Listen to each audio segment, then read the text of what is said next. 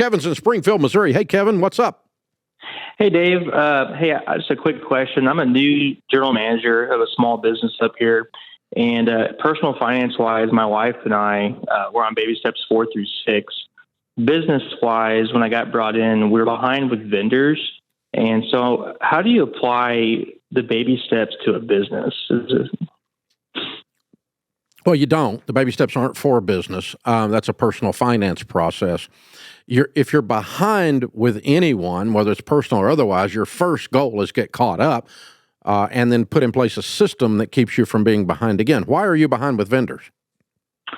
I think it was just I don't know. When I got brought in, we were behind, and so I was trying to pay like the oldest bill with the lowest debt first, and so I got caught up doing that. And then I think it was because we had a kind of a payroll issue, and so we've had to let a couple people go.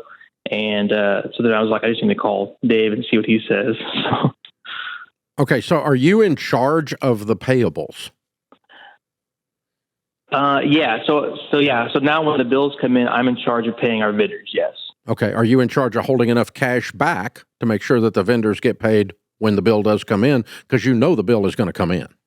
Yes. And so I was trying to figure out how to prepare for that. Well, I mean, if in most places you're putting out like a PO, right? A purchase order. Yes. Yeah. Okay. Yeah. So you know what's coming.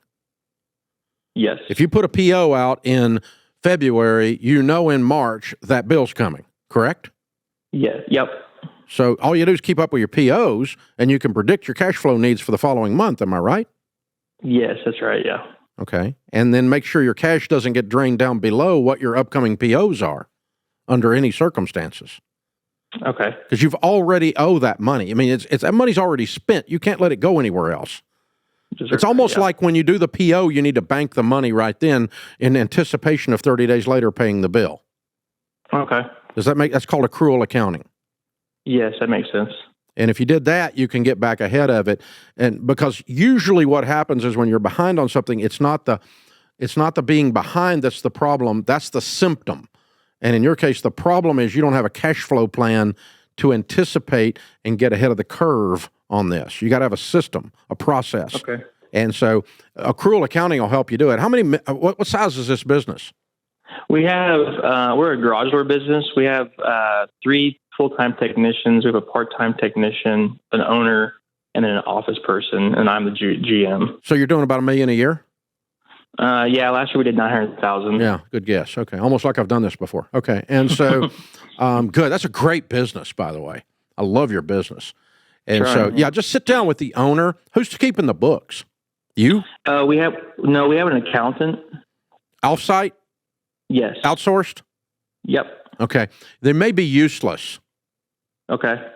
And so you need to sit down with them and make them useful. Okay. Because sometimes they haven't helped you build a process in this business to keep your bills paid. Instead, they're just reporting all the crap that's already happened in the tangled mess. And so you need to talk to them. Or if we're going to run this on a cash basis, which you probably need to run this business on a cash basis, meaning don't spend money you don't have, then you still need some kind of an accounting system or spreadsheet system that the accountant should be able to help you build to just set the money back. Retain the money. When you do a PO, put the money in the account. Okay. Every time you do a PO, put the money in the account and have a system that causes that to happen. And then that's in essence a primitive version of accrual accounting, and that will get you there. Accrual accounting is you put the expense on the books as if it's happened when you do the expense, not when you pay it. Cash basis is you put it on the books when you actually pay it. And you're trying to run this on a cash basis, so you got no cash to pay the bill and you get behind. You following me?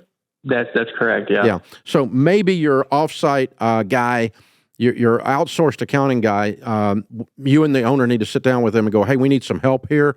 You're going to help us get one more level of sophistication than what we've got because it's causing us to get in a cash flow bind. So we need to book the expense in cash somewhere, hold the cash back as if we've already paid the bill when we put the bill in place. That or just start paying cash on the barrelhead. Just go to COD.